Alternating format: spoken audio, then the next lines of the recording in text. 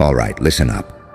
My friend, the one who keeps seeing things before they happen and then getting treated like you're insane for it. Come closer. Because today, we're talking about you. About that sick little pattern in your life where you're first to see it, first to say it, and last one anybody believes. Nobody believes this shit. How were you first to see it? You know that line way too well, don't you? You notice it before it even has a name. Something feels off. In a person, in a situation, in a trend, in a perfect relationship, in that job, in that friend group, in the whole damn system. Everyone else is smiling, nodding, playing along. You're looking around like, are you people blind or am I broken? And that's where it starts. You feel that twist in your gut, that subtle discomfort, that little voice whispering, this is going to blow up. This is not what it looks like. This is going to end ugly. You don't even know how you know. You just know. You catch the micro expressions, the tone shift, the weird silence after a joke. You see how someone's eyes die for half a second when they say, I'm fine. You see the cracks in the foundation while everyone else is admiring the paint. You spot the red flags when they're still pink. And what happens when you open your mouth, You say, hey, this doesn't look right. They say, you're overthinking. You say something's coming, this is going to collapse. They say, you're being negative. You say, that person isn't what they seem. They say, stop judging, you're paranoid. And then here's the part that really messes with your head. You're not just ignored, you're laughed at, mocked, dismissed. They roll their eyes. They call you dramatic. They call you toxic. They call you a hater. They call you crazy. And maybe you play it off. Yeah, I'm probably overreacting, haha. But inside, it stings. It burns. Because you know what you felt was real. Then time passes, and boom. The relationship you warned them about shatters. The amazing person you flagged, exposed. The stable company you side-eyed, lays off half the staff. The trend you said would blow up. Suddenly, everywhere. The harmless habit you called dangerous. Exactly what destroys them. And suddenly everyone around you is like, yo, how did you know? You literally said this. That's exactly what you predicted. Bro, this is scary. You called it word for word. They're shocked. They're shook. You're not. Because this is not the first time. This is your life story, isn't it? Let's be honest about something ugly. Being the one who sees it first. It doesn't feel like a gift when you're not believed. It feels like punishment. Because what you see early, you also feel early. You feel the betrayal before it happens. You feel the collapse before the crash. You feel the goodbye while they're still smiling at you. You feel the danger while everyone else is still clapping. You're grieving things that haven't even died yet. And nobody gets it. So they gaslight you until you start doing it yourself. If you are sitting awake at 3 a.m. running mental arguments against people who are no longer in your dimension, your mind is running the prison simulator. Stop playing defense. My 13-chapter manual, Evolution of the Anomaly, is live on Gumroad. Read Chapter 11 tonight to freeze their coordinates. Link is pinned at the comments. Let's talk about that part nobody sees. The part where you start wondering, is something wrong with me? Why do I always feel things so deeply? Why do I keep being right in the worst possible way? Why do I always see the bad outcome first? You start questioning your sanity. You start toning yourself down. You start biting your tongue. You stop telling people what you see. You start playing dumb. You start saying, yeah, You're probably right. Maybe I'm just anxious. But inside, you're screaming because you see it so clearly, so painfully, and you know damn well what's coming. Let's break the illusion. Right now, no, you're not broken. No, you're not cursed. No, you're not just too much. You're early. You are chronically early to what everyone else will eventually figure out. You've got a brain and a nervous system that learned to read the room like its life depended on it. Because at some point, it did. You weren't born hyper-aware for fun. You were trained by pain, by survival, by disappointment, by watching people flip on you, lie to you, leave you, use you, underestimate you. You had to learn. Don't just hear what they say, watch what they do. Don't just trust the smile, feel the energy. Don't just believe the surface, track the pattern. That's how your mind became a pattern sniper. You're not crazy, you're calibrated. But here's the kicker. This world, it is not built for people who see behind the curtain. It's built for people who comply, who nod, who go along, who say, yeah, sure, everything's fine, even when the building's on fire. So when you see the flames before the smoke alarms go off, you're not called a protector. You're called a problem. You become the killjoy, the negative one, the one who brings the vibe down. But tell me something, who are you really? The downer? Or the only one honest enough to say, this is going off the rails? Let's talk about why you're always first to see it. You have this radar. You feel tension in a room like it's a physical weight. You notice the little inconsistencies everyone else ignores. You hear the crack in someone's voice when they say, no, really, I'm happy. You sense the shift when a friend starts pulling away long before they ghost. You see them locking their phone screen a little quicker. You notice the jokes that aren't really jokes.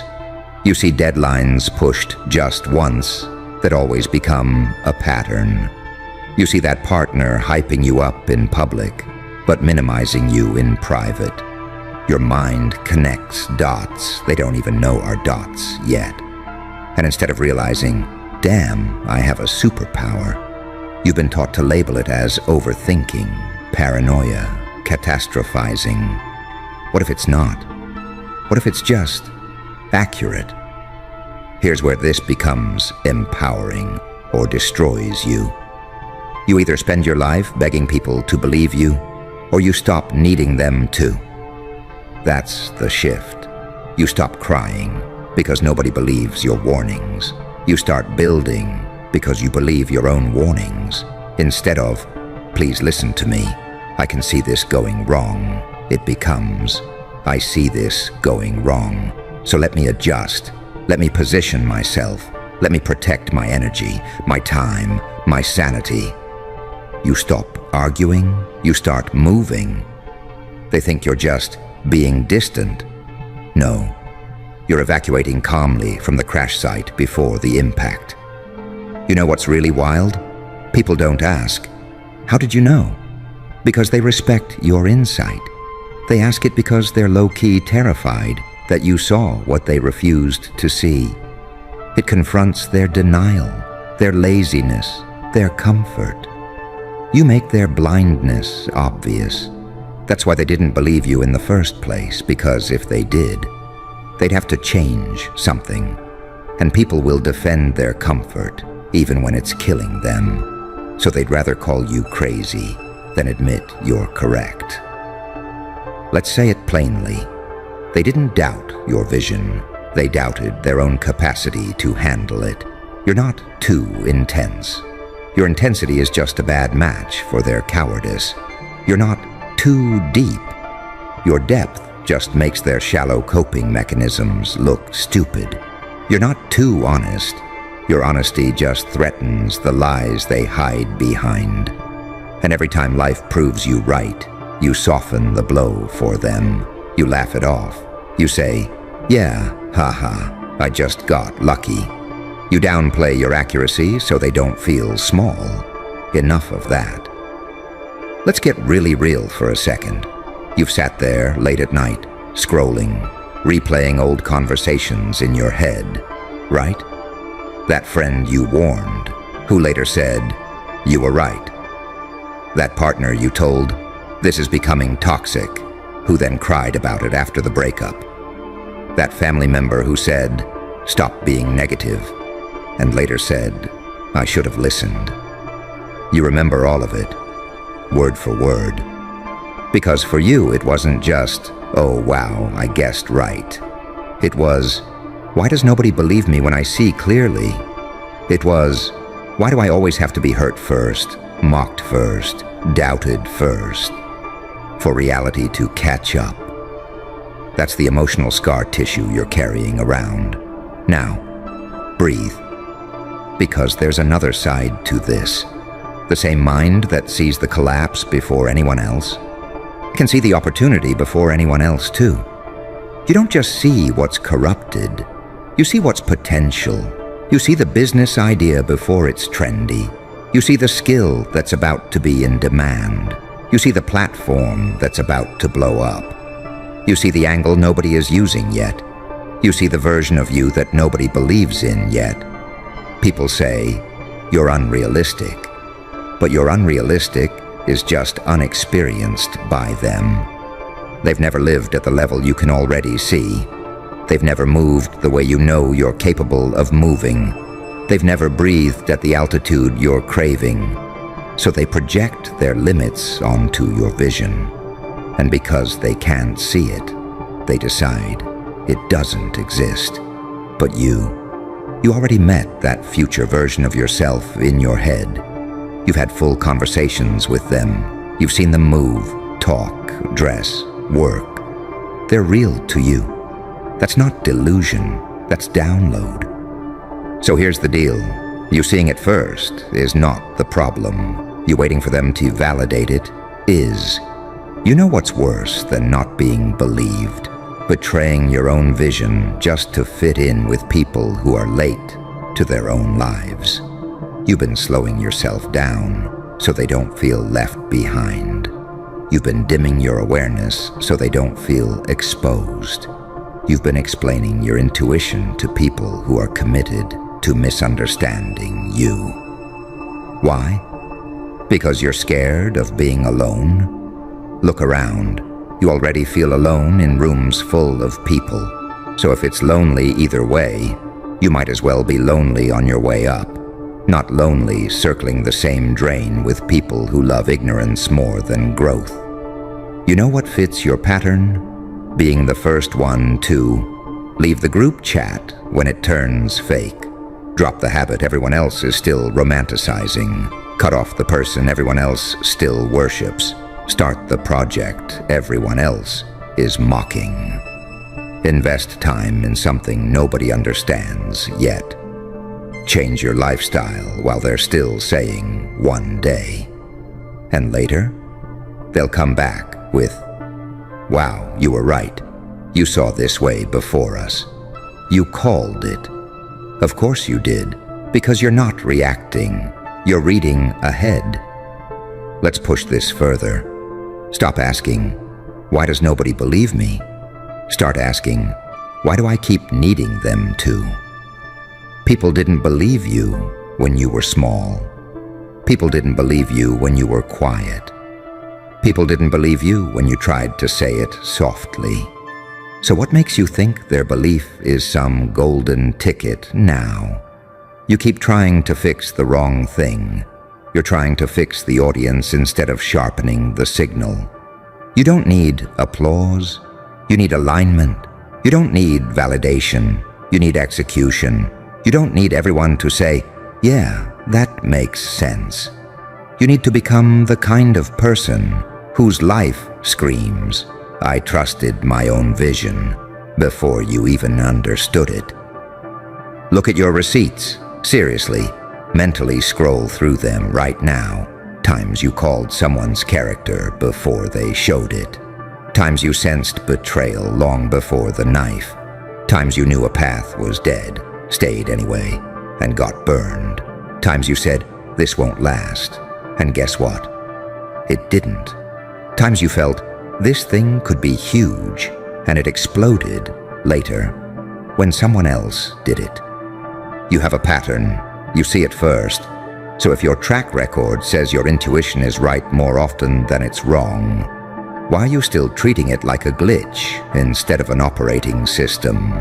You know who's dangerous. Not the loud one, not the flashy one. The dangerous one is the person who sees what's coming, accepts that nobody will believe them, and moves anyway. That's you. If you decide to stop begging for witnesses, you don't need witnesses, you need work. Let them say you're crazy, let them say you're dramatic, let them say you're doing too much. Because later, those exact same people will DM you like, greater than, "I always knew you'd make it." Greater than, "You've changed so much," in a good way. Greater than, "You called all of this." No, you didn't change so much. You finally stopped negotiating with your own vision. Let's make this practical, because this isn't just about feeling understood, it's about using this. From now on, when you feel that deep, quiet, "this is wrong" about a person or situation, you don't debate it for 3 weeks. You don't gaslight yourself. You listen, you adjust your position. When you sense, "this thing has potential," and your chest gets that weird mix of fear and excitement, you don't wait for 15 people to agree. You start, even messy, even small. When a part of you whispers, "We need to leave," you don't wait until you're bleeding emotionally to act. You start planning your exit now. When an idea hits you and you know it's ahead of its time, you don't drop it because your friend group doesn't get it. You write it down, you build around it, you give it structure. Your intuition is not just for survival, it's for strategy. And let's talk about the emotional part, because yeah, it hurts. It hurts when you warn someone and they walk straight into the fire anyway. It hurts when they come back burned, saying, "I should have listened." It hurts when your insight is only respected in hindsight. You have to accept a hard truth. You see it first. That doesn't mean you'll be thanked first. Sometimes you'll never be thanked at all. So you stop doing it for gratitude. You start doing it because that's who you are. You are the one who sees it before the sirens. You are the one who smells the smoke before the flames. You are the one who senses the shift before the earthquake. And you know what? That role is heavy, but it's powerful. Because while they're surprised, you're prepared. While they're panicking, you're positioning. While they're crying, "How did this happen?" you're already 3 moves into what's next. You've spent so much of your life feeling like the crazy one in the room. Look me in the eye for a second and hear this. You are not crazy. You were correct. Just early. And being early is lonely, yeah. But it's also leverage, because if you lean into it, if you stop apologizing for it, if you build with it instead of fighting it, you become the person who walks away before the scandal, invests before the boom, heals before the breakdown, grows before the crisis, transforms before they even realize they could. They'll stand around asking each other, how did they know? How were they first to see this? They'll whisper like it's magic. But you'll know. You'll know. It was that same thing they laughed at, doubted, dismissed, minimized. You'll know it was that quiet voice that you finally stopped muting. The one that said, go now, even if nobody believes you. You'll know you chose to trust the version of you that saw it all coming, long before anyone was ready to admit it was real. And once you really sit with that, it hits different, doesn't it? You realize you've been treating your own mind like a sketchy stranger, side-eyeing your own instincts, double-checking your own soul like it's trying to scam you. Every single time reality lined up with that first gut feeling you had, that was your life sending you a memo. Hey, I'm not guessing, I'm accurate. Yet you keep running back to people who have proven they're late to everything that matters and asking them for confirmation. Do you think I'm right? Am I overreacting? Is it really that deep? You're asking people who can't even read their own emotions to co-sign your vision of the future. You see the issue there, right? You keep giving the steering wheel to passengers who get carsick at 30 miles per hour. There's this old version of you, yeah? The one who kept shrinking every time someone said, "Relax, you're being dramatic. You're always thinking too far ahead." That version of you swallowed entire storms just to stay chill. You turned your warnings into jokes. You turned your visions into little passing comments like, "Ha ha ha ha. Watch this actually happen," just to soften it. And when it did happen, you laughed. You said, "Oh my God, that's wild. I actually called it." While a part of you inside was whispering, "Why didn't I trust myself harder?" You weren't just predicting events. You were predicting your own capacity. You kept getting proof that you're wired differently, hyper-aware, hyper-observant, hyper-intuitive. And instead of thinking, "Damn, I'm sharp," you thought, "Damn, I'm weird." Here's the messed up thing. The world benefits from you seeing it first. Think about it. You're the friend people come to when it's already on fire. They say, "Be honest, what do you think?" They don't ask you when it's pretty, when it's fresh, when it's new. They ask when it's falling apart, because that's when they finally value clarity more than comfort. In crisis, you're the emergency contact. In calm, you're too much. They don't want your vision, they want your damage control. And you've been accepting that role, haven't you? You show up like the cleanup crew. You say, "Yeah, I kinda felt this was coming." They say, "Why didn't you say anything?" You're standing there like, "I did, you just didn't want to hear it." Again, and again, and again. At some point, you have to flip the script. Instead of, "I need you to believe me," you move into, "I'm building my life around what I know before you even catch up." You start designing your days around the fact that you tend to be early to truth. You feel the room turning weird? You start backing your energy out of it. Quietly, gracefully. You sense a job getting unstable. You start lining up skills and moves while people are still laughing at memes in the break room. You pick up that your relationship is decaying under all the fake, "we're good" talks. You start healing yourself while the other side still thinks a cute date night will fix a systemic problem. That's not paranoia, that's preemptive self-respect. Think about how many times you've betrayed yourself just to avoid doing too much. You stayed in friendships where your body was literally tired after hanging out. You stayed in jobs where your chest got tight before every shift. You stayed loyal to people your soul had already detached from, all because you thought, "Maybe I'm exaggerating. Maybe it's not that deep." It was that deep. It always was. You felt the disconnect while they were still pretending to be aligned.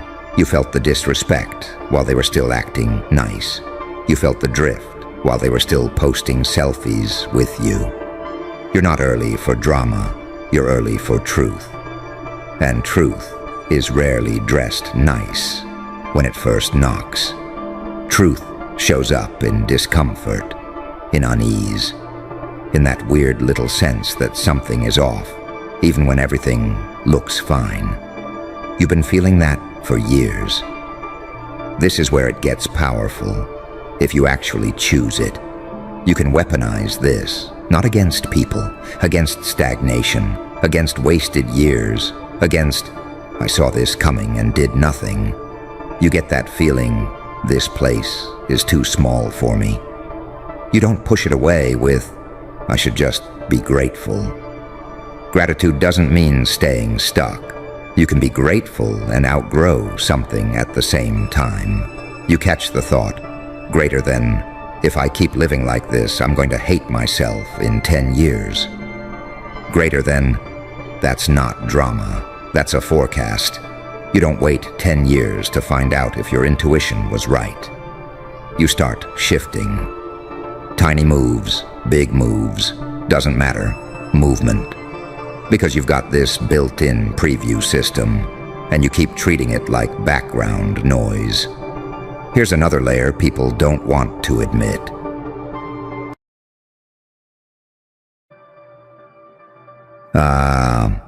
I see you showed up. That means one thing, they've finally started respecting you, haven't they? Good. You see, at first, they watched you with side eyes and smirks. You were background noise, a glitch in their carefully filtered algorithm of who matters. But now their tone changed. The laugh they used to throw your way, it chokes in their throat. Because now, people got crazy why respect for you, and it's driving them mad. Why? Because respect born from survival, endurance, and transformation. That's not just respect. That's fear dressed in admiration. You didn't get respect handed to you. No. You ripped it out of life's iron jaws while bleeding, while broken, while mocked. You earned the kind of respect that makes people nervous when they say your name. Because it's not just your wins they admire. It's what you survived to get them. Let me tell you what they're whispering now. How the hell is he still standing? She was supposed to fold by now. They were never supposed to make it this far. But you did. And you didn't just survive. You flipped the damn script. You turned the page they wrote you off on and started writing their ending. That kind of power, it demands respect. It forces it, even from those who would rather choke on glass than admit you're winning. They used to look down on you. Now they watch you like a warning. You're a walking caution sign, an urban legend, a glitch in the matrix they can't unsee. You went from never gonna be shit to watch your tone when you mention them. You're no longer invited to conversations. You are the conversation. Your name travels in hushed tones through boardrooms, group chats, and enemy camps. Why? Because power recognizes power. And survival at your level? That's a different kind of royalty. You didn't beg for a throne. You became one, a walking empire, a monument built from scar tissue and revenge. And now the same people who wouldn't lend you a hand, they'd sell their soul just to stand in your shadow. That's not just respect. That's historical memory. That's ancestral level awareness. Your energy is archived in their fear responses now. And let me say this clearly. They know what they did. They know what they said. They remember how they laughed, how they walked right past you, like you weren't even breathing. But now, they'd rearrange their whole damn schedule if they saw your name on a guest list.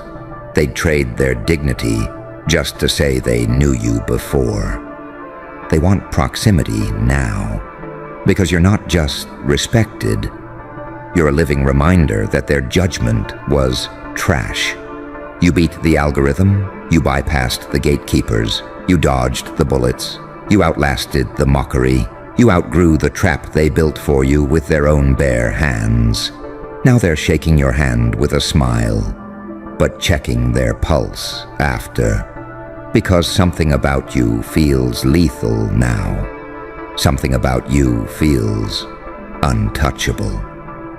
You ever notice how people treat you different when they realize you don't need them? That's when the switch flips. That's when the panic sets in. because dependence breeds comfort. But independence? That breeds power. You don't need their validation. You became your own source of light. You don't need their stage. You built your own platform out of the bones of your setbacks. You are the proof that silence is a strategy, that patience is a weapon, that isolation was just the training ground. And now, you walk in rooms like the final level of a game they're stuck on. Let them call it luck. Let them call it timing. Let them call it a phase. They'll label your success anything but earned, because calling it earned would force them to admit they could have done it too. But they folded, they blinked, they bowed out. You didn't. You stared your demons dead in the eye and said, "Move." That's why they respect you now, because you didn't just win, you rewrote the fucking rules. You are no longer one of them. You're a symbol now, a glitch in their old belief system. You changed the code, you hacked the simulation, you showed the world that resilience is royalty, and now they watch you, closely, carefully, cautiously, some with admiration, some with envy, some with rage, but all with respect. Because even your silence speaks louder than their screams. Because even your shadow has presence now. And the beautiful part? You haven't even started yet. This version of you, it's just the opening act. They respected the trailer. They ain't ready for the movie. And here's the kicker. You didn't even ask for this respect. You didn't market yourself. You didn't beg for eyes. You just kept moving in silence, in shadows, in straight war mode. And the world had no choice but to turn its damn head. Because when someone rises without applause, when someone levels up without permission, when someone glows up while they're still bleeding, that's not just impressive. That's frightening to people who never built anything real. Now their compliments sound like confessions. Their congratulations feel like guilt. Because you remind them of what they could have done, but didn't. And what's crazy, you still walk humble. You still don't flex the way you could. You still show up calm. While your very existence burns holes in their egos, because the respect people have for you now. It's not loud. It's not performative. It's deep. It's internal. It's uncomfortable. You ever notice how some folks can't even look you in the eye anymore? That's not shyness. That's shame. That's memory. That's them remembering who they were when you had nothing, and realizing they don't deserve access now that you've become everything. They respect you because you survived what they would have died in, because you walked through fire and came out not only breathing, but glowing. They respect you now because they see the scars, and they know damn well those aren't decorative. They see your peace and realize it cost more than their entire identity. They hear your silence and feel the pressure of everything you've held back. Respect like this, it's not born in trophies, it's born in trenches. They respect you now because you kept going when nothing made sense anymore. Because you showed up to life when life stopped showing up for you. Because you planted seeds in soil meant to choke you. And now you're harvesting power from the very grave they dug. Let me break it to you. You were never meant to be respected, not in their story. You were the filler character, the comic relief, the tragic one, the failure they used to make themselves feel better. But somewhere along the way, you flipped the arc. You turned the background character into the final boss. And now their story makes no sense unless it includes your comeback, your rise, your presence. You are the plot twist they can't undo. That's why they respect you now, not just because of who you are, but because of who you refused to remain. Let's get real. Respect like this makes people sick. Because you didn't change for them. You changed in spite of them.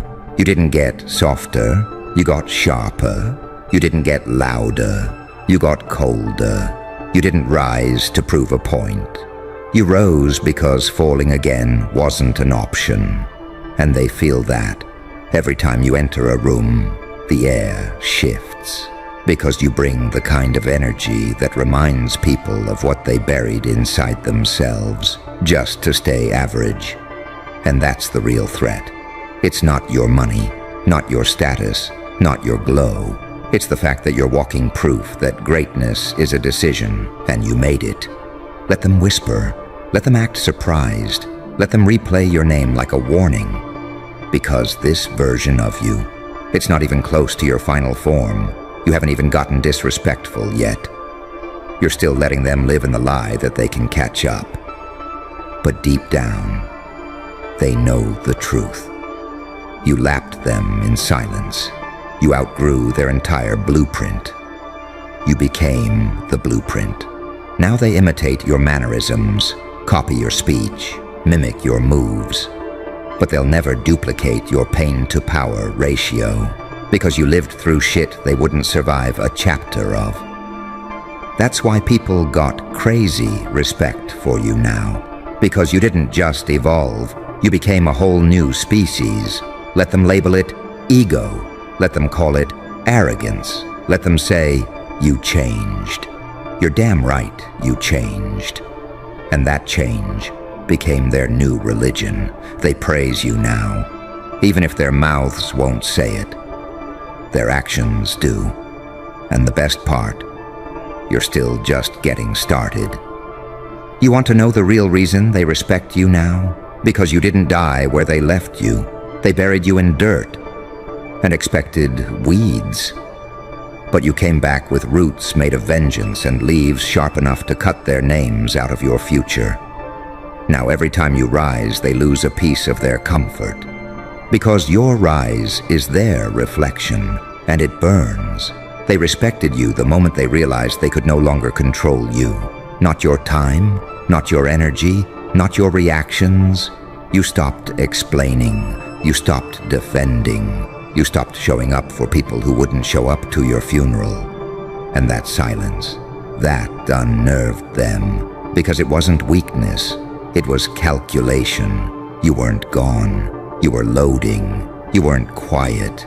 You were plotting.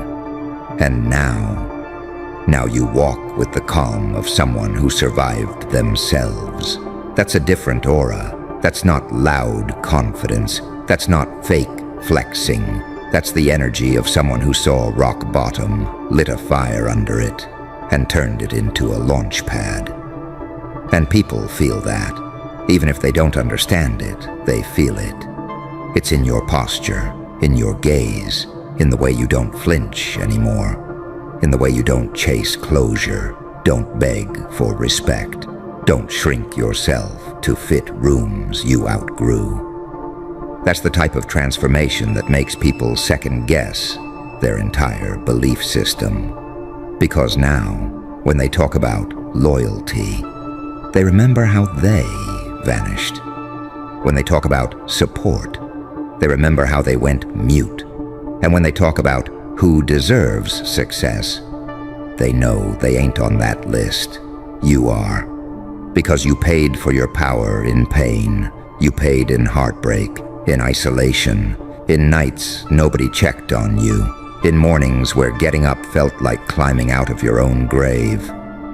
And now that you're moving different, talking different, walking like you own the street they laughed at you on, suddenly they can't stop watching. But here's what they'll never admit out loud. They don't just respect you, they fear you. Not because you're violent, not because you're reckless, but because you represent a version of themselves they'll never become. You carry your scars like armor. You took every betrayal and forged a crown out of the metal. You are the living embodiment of nothing to lose. And that makes you dangerous. Because people who faced their own hell don't flinch at earthly threats. You don't seek revenge. You become it. By staying focused, by becoming untouchable, by proving, without a single scream, that you were never the one to count out. Now they look at you like a storm they can't predict. You used to walk in with your head down. Now your presence drains the room of ego. People measure their worth by how close they can stand to you without crumbling. And the crazy part? You still haven't done them how they did you. You still haven't exposed the lies. You still haven't aired out what you know. Why? Because you don't need to. Success did the talking for you. Your glow did the justice. Your peace became your payback. Your absence became louder than their entire existence. And now they don't call you crazy anymore. They call you dangerous. They call you boss. They call you the one who made it out. They call you when they need direction, when they need advice, when life is finally serving them a dish called karma. Because you've seen that menu before. You've tasted betrayal with every course, and you didn't spit it out. You digested it, turned it into muscle, turned it into fuel, turned it into fire. So yeah, people got crazy wide respect for you now. But not because of your looks, not because of your followers, not because of your wins. They respect you because you stood your ground when the ground was shaking. Because you never begged, you never folded, you never let their doubt become your reality. You rose, you became your own damn legend. And now every step you take is felt, not heard, felt. You want to know what's scarier than being hated? Being respected by people who once tried to destroy you. See, when people hate you, they're loud. When they envy you, they're messy. But when they respect you, when they realize you're beyond their reach, they go quiet. They go real, small. And that's where you are now. You're in the silent era of your domination. You don't need to swing. You don't need to bark. You don't need to remind anybody who you are, because the room already knows. You walk in, and suddenly, voices drop. People adjust themselves.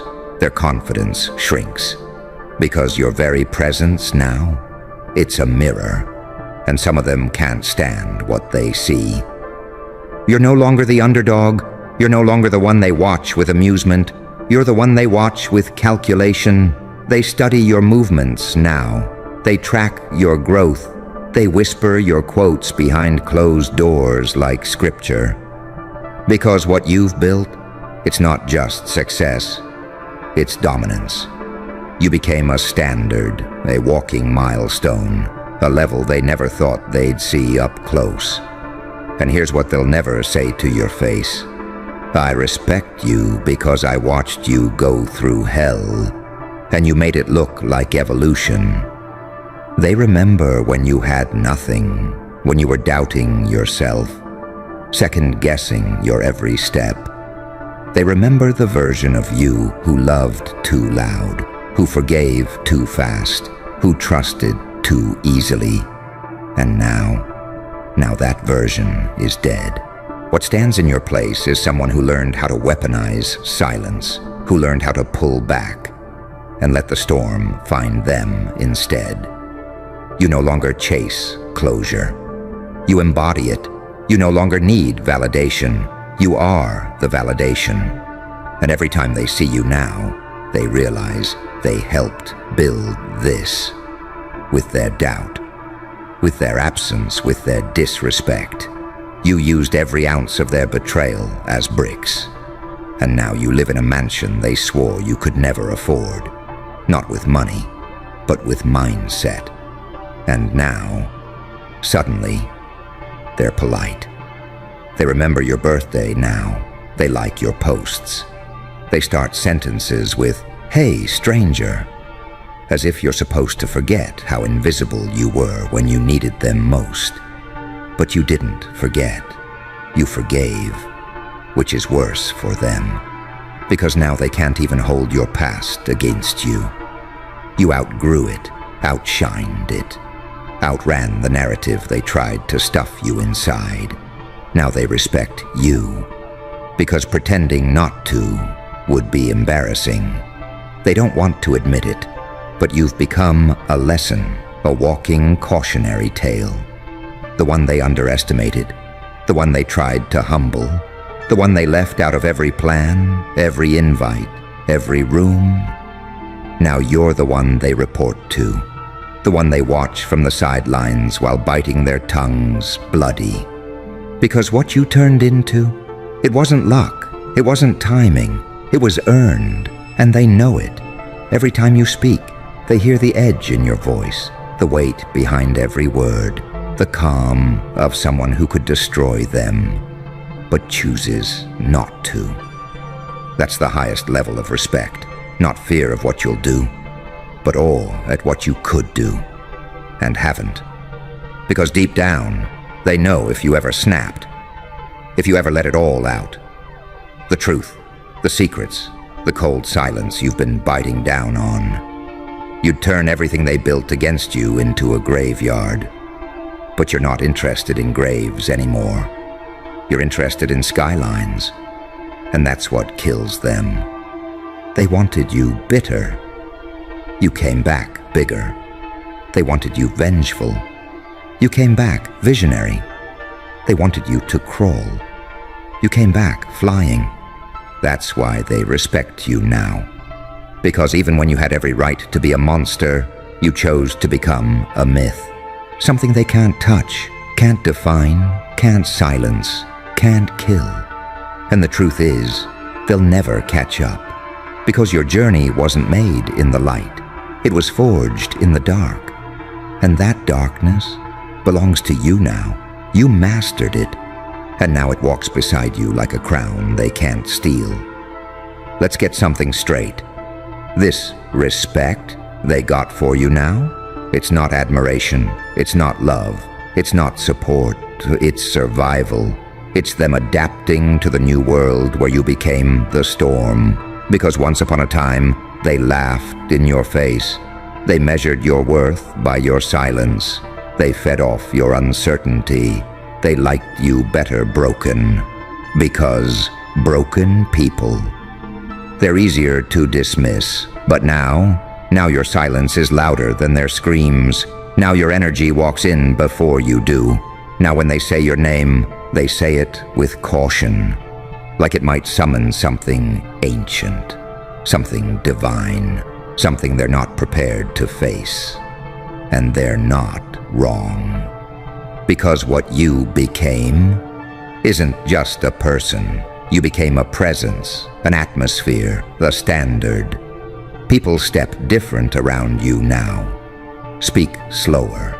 Choose words like weapons, because they know one wrong sentence and they'll expose how far beneath you they really are. That's what real respect does. It doesn't just change conversations, it changes posture. They stand straighter around you. They smile harder. They rehearse before speaking. Because your energy don't entertain foolishness anymore. You evolved past casual access. You don't do maybe energy now. It's either step correct or stay silent. Either move with purpose or disappear with history. See, they thought your glow-up would be cute. They thought it'd come with filters and hashtags and temporary momentum. They didn't realize you were building a permanent frequency, something energetically expensive, something they can't fake, can't borrow, can't replicate. That's why they respect you now, because deep down, they know you stopped playing the game and started creating your own arena. You left the table. You burned the blueprint. You unsubscribed from validation, and you built your own stage using every brick they threw at you. Now, you don't chase attention. Attention chases you. You ever notice how the people who once mocked your ambition are suddenly inspired by your discipline. How the ones who said you were too intense, too much, too serious, are now trying to copy the very focus they once ridiculed. Because that's what happens when the world realizes you weren't chasing clout. You were reconstructing your entire identity. They thought it was a phase. You made it a lifestyle. They thought you'd fade. You became a frequency. And now, they don't know how to reach you, because the version of you they knew died in the fire. What came out of those flames can't be disrespected, can't be explained, can't be touched. Finally, let's talk about the ones who stayed silent while you built. You remember them? The ones who watched you fall, who saw the pain, who read the signs, and still said nothing. They thought silence meant safety, that staying neutral kept them clean. But now that the dust settled, your rise is a spotlight, and it's exposing every single shadow they hid in. Now they respect you in public because their private silence got loud. Now they clap for you, but their applause comes with a tremble, because they know they were never part of the story. They were just part of the lesson. You became the final form of everything they swore would break you. You turned trauma into tools. You turned solitude into strategy. You turned pain into presence. And now you walk through crowds like a prophecy fulfilled. You don't flex. You don't flaunt. You don't scream. You just exist. And that existence alone. It's uncomfortable to those who still see you through the lens of who you used to be. Ladies and gentlemen, you ever feel like you're juggling a million things? Trying to hold on to everything, trying to keep it all in balance. And for what? To prove something. To show the world you've got it all together. The truth is, we're all just one slip away from losing it all. Control. Ah, the illusion of control. Isn't it adorable how we all walk around thinking we've got it? That we're the ones steering the ship, setting the course, deciding where we go, what we do. But let me ask you, when was the last time you really truly had control over something? The last time you had everything neatly lined up, ticking along like some kind of perfect machine. You can't. You never will. That's the joke, isn't it? We're all pretending. We're all actors in this big, absurd performance. And we're all pretending we've got the reins, as if life will bend to our will. But life doesn't care. Life doesn't follow the script. And if you're still buying into that idea that you control it all, well, welcome to the punchline. Because the more you try to hold on, the more you'll realize you can't. You never could. You wake up thinking you have a plan, you've got your day mapped out, your goals lined up, your expectations set. You think today's the day. Today's the day I make things happen. You know, the kind of optimism that blinds you to the chaos lurking right around the corner, ready to strike. And then what happens? A curveball, a tiny little disruption, a missed call, a bad decision, a flippant remark, and suddenly your day's spinning out of control. Your neat little world shattered, your best laid plans torn apart. And what do? You scramble, you panic. You start trying to grasp onto whatever you can. You try to control everything. The people around you, the situation, the circumstances. You push and you pull. You bend and you break, thinking, if I just try harder, if I just control it more, I can fix this. But here's the truth, the harder you grip, the more it slips. The more you force it, the worse it gets. This is the game we play, and we all play it. The more you try to control things, the more you realize just how little you control. It's like trying to grab onto water. You can't. It flows, it goes, it's slippery. You're just left with an empty hand thinking, what happened? I had it all together, didn't I? But in reality, you never had control. You never had the power to make things go exactly the way you wanted them to. You're not the puppet master, you're just another player on the stage in life. Life is the one pulling the strings. You can fight it all you want, but the harder you push, the harder life pulls in the opposite direction. And here's the sick little twist: the more you try to control, the more you start to feel like you're drowning. You start to feel this weight on your shoulders, like the whole world is sitting on your back. And the more you try to juggle it all, the heavier it gets. You think you're supposed to carry it all. You think you have to fix everything, solve every problem, make every decision. But you can't. It's too much. And that's when the walls start to close in. The air gets thinner, your heart races, and your thoughts become louder and more frantic. I've got to fix this, I've got to fix it now. But no matter how much you try, you can't. Because the reality is, control doesn't exist. And the more you fight it, the more you lose yourself. But here's the punchline: control isn't even real. It's just a figment of our imagination, a little trick we play on ourselves. We tell ourselves that we've got to keep everything under wraps, that we have to keep everything tight and perfect. But that's just the setup for the fall. The truth is, the more you let go, the more you realize that you don't need to control everything. The more you accept that life's not something you can tame or mold, the more you start to breathe. The more you stop fighting it, the more you start to understand it. You realize that you don't have to keep everything locked in place.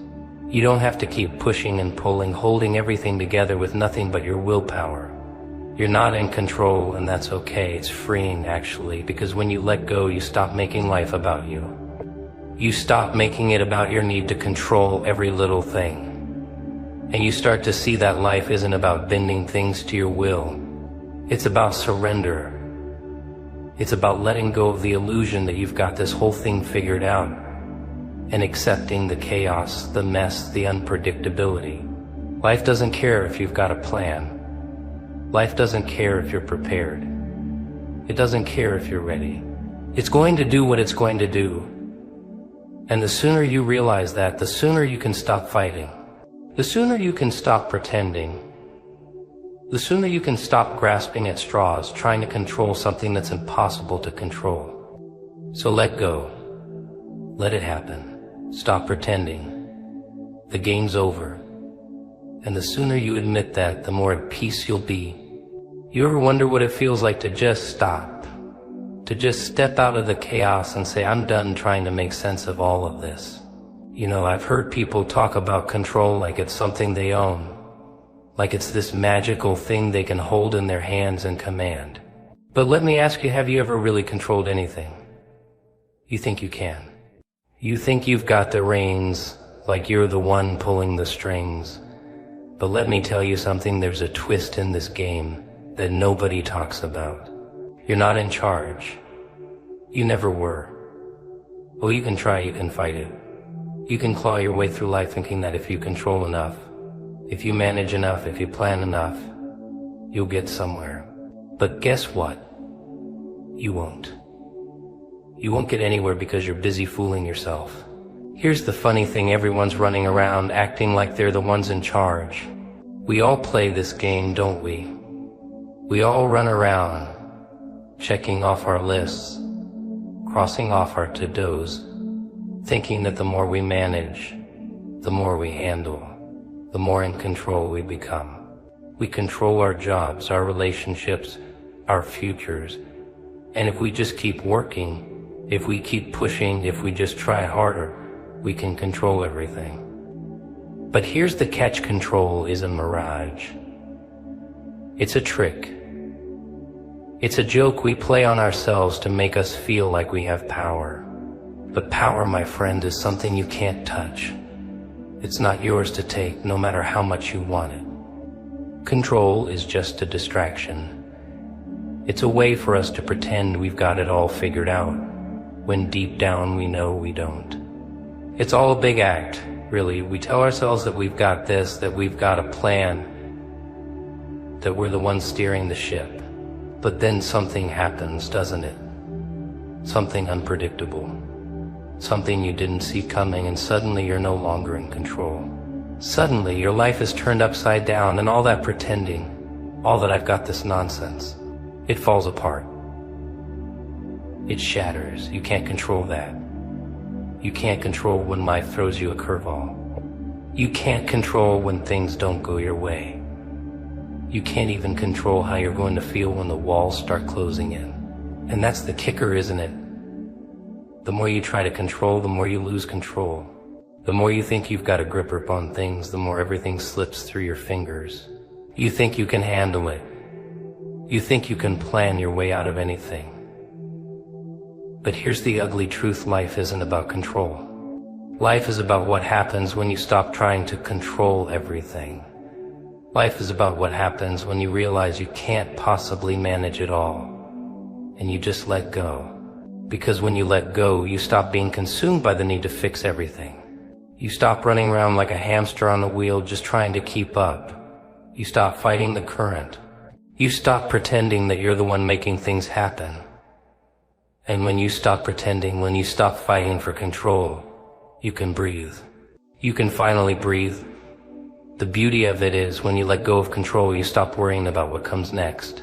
You stop stressing over every little detail, every little decision, every little thing that could go wrong. Because you know what? It's all going to happen anyway. You can try to control it. You can try to plan for it. You can try to make it perfect. But you won't. Life's not perfect. Life doesn't follow the rules. Life doesn't care about your little plans. Life does what it does.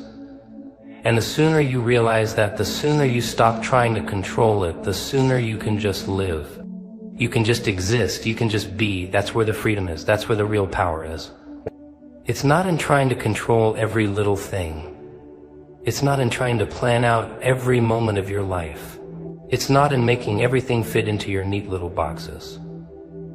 The power is in letting go. It's in accepting that you don't control anything, that you never did. The power is in knowing that you're not the one who's supposed to control it all. Because when you realize that, when you stop fighting it, when you stop trying to force everything to go your way, that's when life starts to flow. That's when the pieces start falling into place.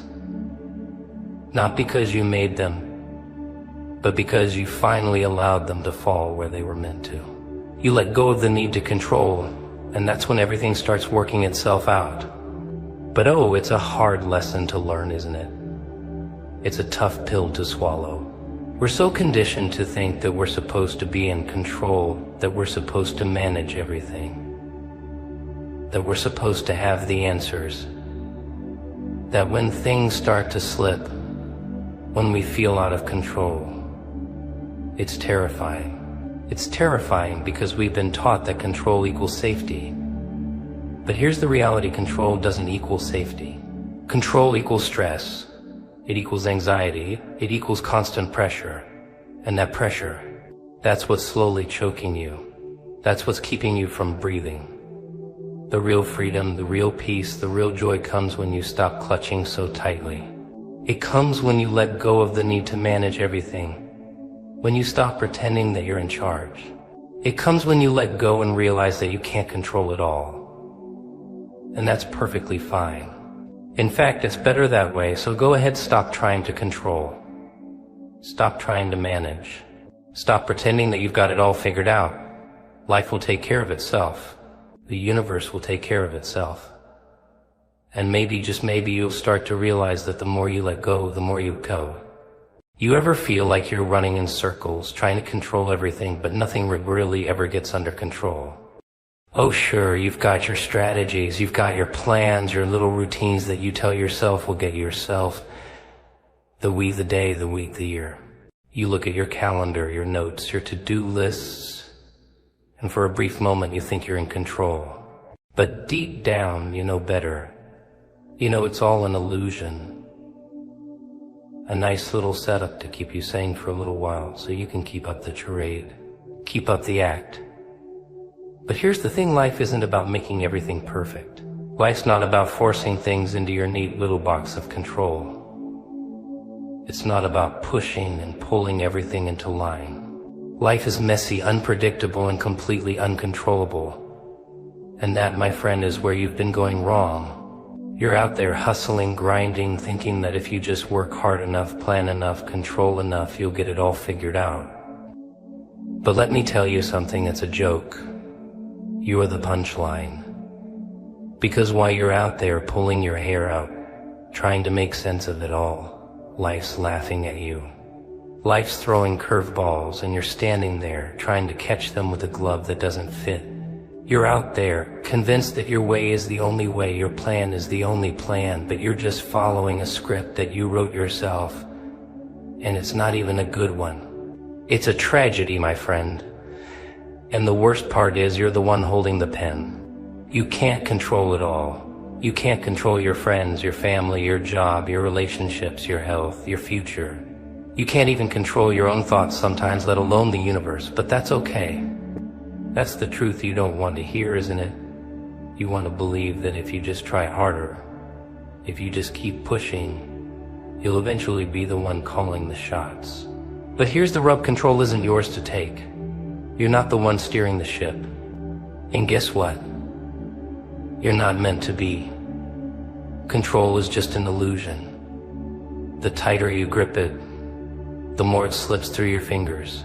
It's like holding onto water, expecting it to stay in your hand. It just doesn't work that way. So what do you do then? Do you just throw your hands up in the air and give up? Do you just stop trying? No, that's not it either. It's not about giving up, it's about letting go. Let go of the need to control every little thing. Let go of the obsession with having everything figured out. Let go of the false sense of power that comes with thinking you have control over your life. Because guess what? When you let go, you free yourself. You free yourself from the constant pressure of managing everything, from the weight of trying to make everything perfect. You stop wasting all that energy trying to bend life to your will.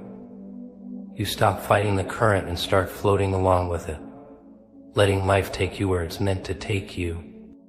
There's a kind of freedom in that, isn't there?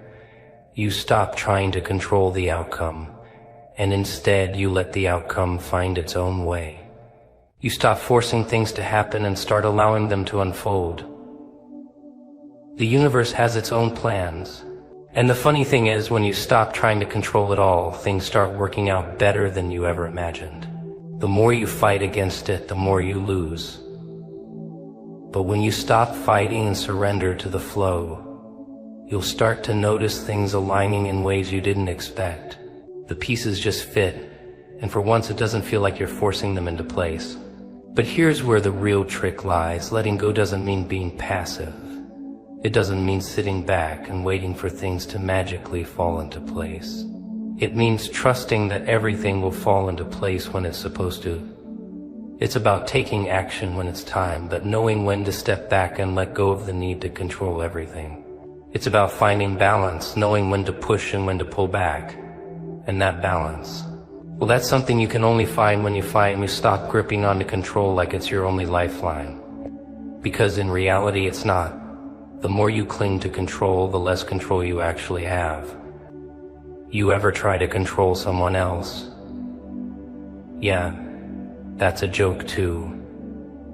You can't control the people around you, no matter how hard you try. You can't make someone change no matter how much you want them to. You can't force people to do what you think is best for them. The harder you try, the more you push them away. And all that effort, it's a waste. People are going to do what they're going to do, and the more you try to control them, the more you end up controlling nothing at all. The more you try to control others, the more you lose control of yourself. And that's not where the power is it? The power is in letting go of the need to control others, in accepting them for who they are, not who you want them to be. And the same goes for yourself. You can't control your every thought, your every feeling. You can't control your every action. You can try, but let me tell you, you're fighting a losing battle. You're not a robot, you're a human being. And human beings are messy, imperfect, unpredictable. So why not embrace that? Why not stop pretending you have to be perfect, that you have to have it all together all the time? Why not stop pretending that you can control everything and just start living? Because the truth is, you can't control everything. But you can trust that things will work out in the end. When you stop trying to control it all, that's when things start to fall into place. That's when the magic happens. You ever find yourself running around in circles, thinking if you just keep going, you'll hit that magical spot where everything aligns, where everything just clicks into place? You think if I just do this, just do that, then everything will be perfect. You keep looking for that right answer, that perfect moment when everything falls into place. But it never happens, does it? No matter how much you push, no matter how much you plan, it's like trying to build a house of cards in a windstorm. One little thing goes wrong, and the whole thing crumbles. You put in the work, you grind, you fight, and you get tired. You get real tired. And the worst part, it feels like you're losing ground. The more you fight to control everything, the more out of control everything feels. It's like we've all been trained to believe that the harder we try, the more we control, the better things will be. We've been told to hustle, to push, to strive, to more. Do better, they say. Work harder, they scream. But what happens when the harder you work, the further you feel from getting what you want? What happens when you can't just force things to happen no matter how much you wish for them? You see, that's where it gets interesting. That's where you need to stop and think for a second. When everything you've been told to do is just not working, maybe, just maybe, it's time to stop trying to control every little thing. Maybe it's time to step back and realize you don't have to be the one pulling all the strings. You don't have to micromanage your life into perfection. Maybe the trick isn't pushing harder, it's letting go. And I know what you're thinking, but if I let go, I'll lose control. I'll lose everything. That's the joke, my friend, you've already lost it. You think you're in control, don't you? You think that if you just hold on to everything tight enough, it'll work out.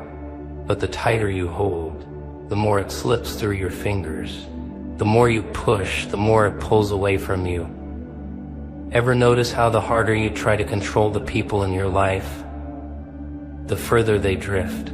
You try to make them see things your way, you try to shape them into what you want them to be. But all you're doing is driving them further away. They're not puppets on a string. People have minds of their own.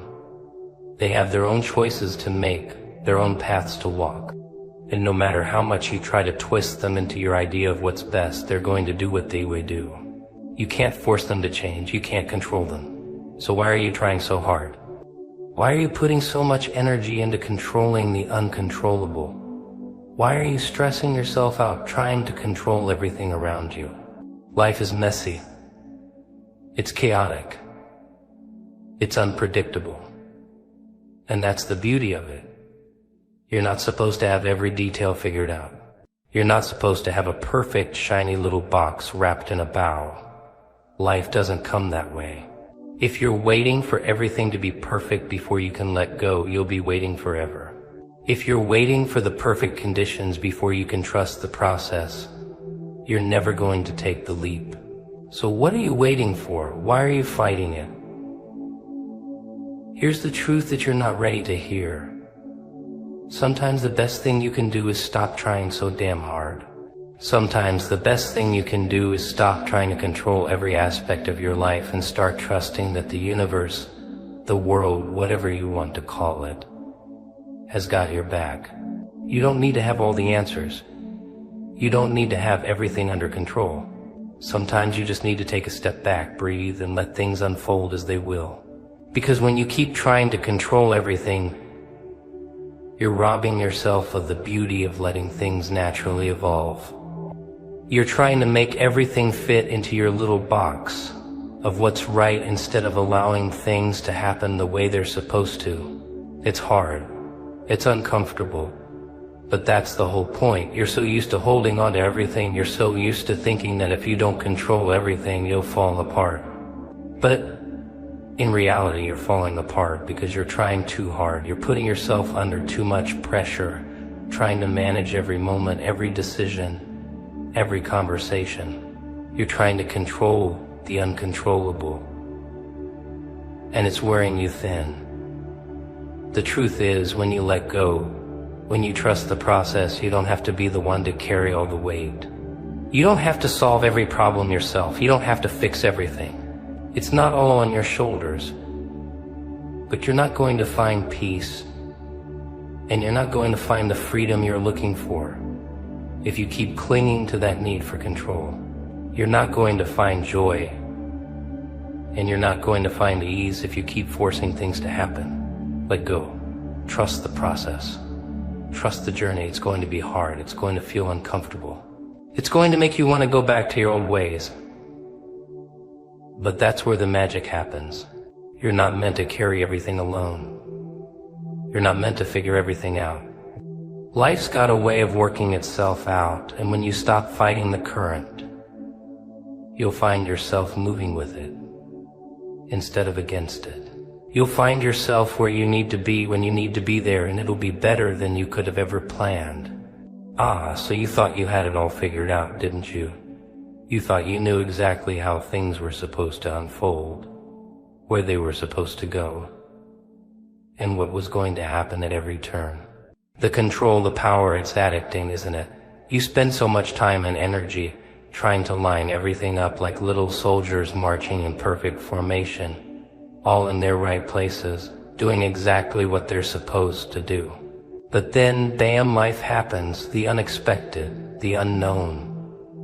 And suddenly, everything you thought you had so neatly figured out falls apart. Funny, right? You spend all that time thinking you can control everything, but really you're just setting yourself up for a mess. A glorious, beautiful mess. Let's get real for a second, shall we? How many times have you found yourself in a selfie situation, no matter how much you try to push, pull, or shove, things just don't work the way you think they should? It's frustrating, isn't it? It makes you want to scream, to tear everything down, and start over again. But that's where you're wrong. You can't just force it. You can't just make things happen the way you want them to, no matter how much you try to plan, how much you try to control the outcome. That's the first trick your mind plays on you, convincing you that you're in charge of everything. But reality doesn't work that way, does it? It has this delightful little habit of throwing curveballs when you least expect it. And let's be honest, you don't really have control over any of it. Not really. Sure, you can try to steer the ship, but at the end of the day, there's a whole ocean out there you don't have a damn thing to do with. You see, people love the idea of control. Control gives them a false sense of security. It's easy to think, if I do this and then that, and check this off my list, everything will work out. But the minute something goes wrong, it's like the world just laughs in your face. It's not about control. It's never been about control. It's about letting go. That's right, letting go. It's funny how that word sounds, isn't it? Let go. It's like a dirty little secret no one wants to talk about. But once you get past that ridiculous idea that you can control every little thing, that's when the real magic happens. Let's take a step back here. What's all this stress, all this pressure really getting you? Let me guess, a heap of disappointment, frustration, maybe a little burnout on the side. That's what happens when you keep trying to do everything yourself.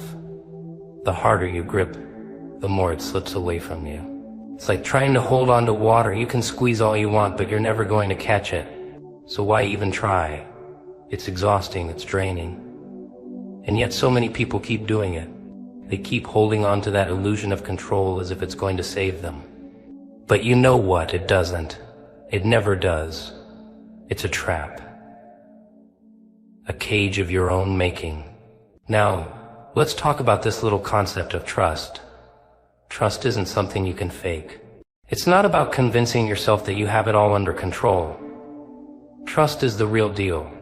It's not about knowing the future or having the answer to every question that pops up. It's about knowing that even when things feel like they're falling apart, there's something bigger than you working in the background. And that's where it gets tricky, right? You can't see it. You can't touch it. It's invisible like air. But just because you can't see it doesn't mean it's not real. Just because you can't feel it doesn't mean it's not holding everything together.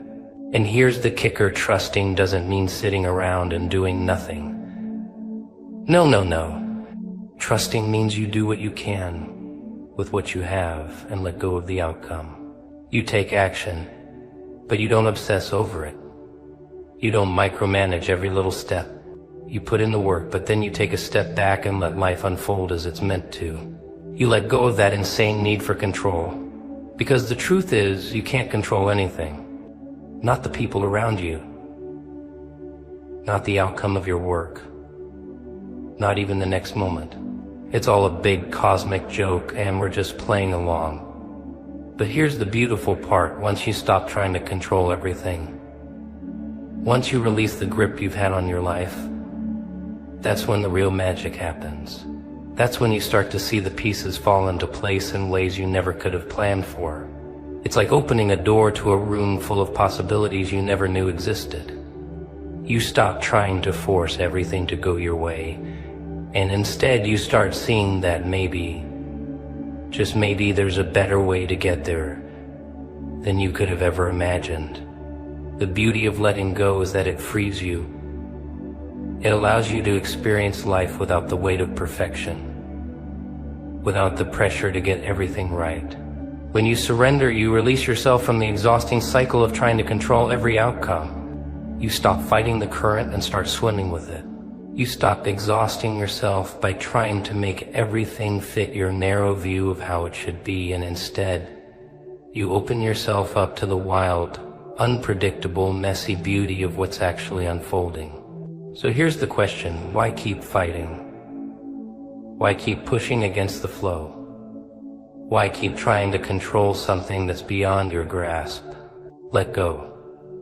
Surrender to the process. You'll be amazed at how much lighter you feel when you do. You'll be amazed at how much more you accomplish, not by forcing it, but by trusting that the pieces will fall into place when they're meant to. It's not about you anymore. It's about letting life do its thing while you do yours. Alright, you want to talk about giving up control? About letting go, huh? Funny thing about control, it's like trying to hold onto a snake. The more you squeeze, the more it slips through your fingers. But let's think about it for a second, shall we? We've all been taught, from the moment we could understand words, that if we just work hard enough, if we just push a little bit more, the universe will bend to our will. The more we force it, the better the result. The harder we push, the faster we climb. Doesn't that sound nice? The problem is, the world doesn't really work like that, does it? We're just too busy playing with our little toys, thinking we're masters of the game. The truth is, life doesn't give a damn about your little plans. It doesn't care how hard you try. And the best part, it's all perfectly designed to make you realize that you're not in control. Not of anything. Not of your time, not of your job, not of your relationships, not even of yourself. Control is an illusion, a little lie you keep telling yourself to feel safe. But deep down, you know it's a joke. What happens when you finally let go? When you finally stop pretending that you have a hand in everything? People will tell you that you've given up like it's some kind of defeat. But let me tell you something, letting go isn't giving up. It's about freedom. It's about realizing that no matter how much you scramble, no matter how much you try to keep everything in line, it's not in your hands. It never was. And the sooner you accept that, the sooner you stop being a prisoner of your own expectations, the sooner you'll feel the relief that comes with surrender. It's like standing on a cliff, knowing that the jump won't kill you, that the fall is just part of the ride. You can scream all you want, you can fight it, you can try to grab hold of something, but eventually you're going to fall. That's life, you don't control it. You can't control the jump, but you can control how you fall. You can control how you land. But you know what most people do? They grasp for anything they can hold on to. They latch onto things that have no business being in their hands. They try to control other people, their jobs, their futures, their friends. The harder they try, the tighter they grip, the more the universe laughs in their face. It's like trying to hold a balloon underwater. The harder you try to keep it submerged, the quicker it's going to pop up right in your face. It's not about grip. It's about release. You want to hold everything tight because you think it'll give you stability. But that's where the mess begins. I let go of the need to control it. You don't own it. You never did. The moment you realize that, it's like someone threw open the windows and let some fresh air in. You stop fighting, you stop stressing, and you start moving with the flow. You start letting life carry you instead of trying to drag it behind you. And here's the thing, when you finally surrender to the idea that not everything is in your hands, something crazy happens. The pieces fall into place. But they don't fall the way you imagine. No, they fall the way they were meant to fall. You know why? Because life isn't a puzzle that you're supposed to solve. It's a dance. It's a messy, unpredictable, beautiful mess that you can't control. You're just part of it. And when you stop trying to bend the world to your will, you start to see things fall into place. You start to see that maybe, just maybe, everything was always meant to unfold this way. You just needed to stop fighting it. Let go of the reins. Let go of the false belief that you're the one holding everything together. I mean, let's face it, it's hard to trust, right? Trusting is scary. It's not something we're born with. It's something you have to learn. You're taught to trust the system, trust the people around you, trust your skills. But in reality, most of the time the system's broken, people are unreliable, and your skills, they're only going to get you so far. What you really need to trust is the process, the unknown, the unpredictable, the messy chaos of life. You have to trust that the universe has a plan, even if you can't see it. And that's terrifying, isn't it? That's the real kicker. The trust you're looking for isn't in the people around you, it's in life itself. It's in the idea that everything, the good and the bad, has a purpose. That it's all leading you somewhere, even if it doesn't look like it now. You might not have the answers, but when you let go of the need to figure it all out, when you stop thinking that you have to control every damn thing, you'll realize that you were never supposed to have all the answers. You're just supposed to experience the ride. You see, letting go doesn't mean doing nothing.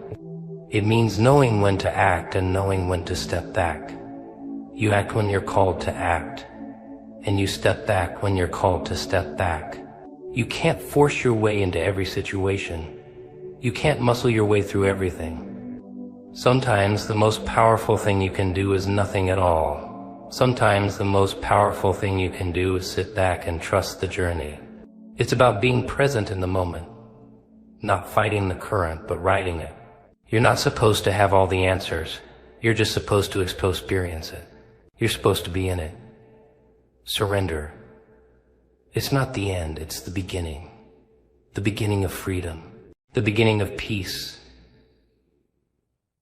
The beginning of something beautiful that you didn't see coming. So let go. Let the pieces fall where they may.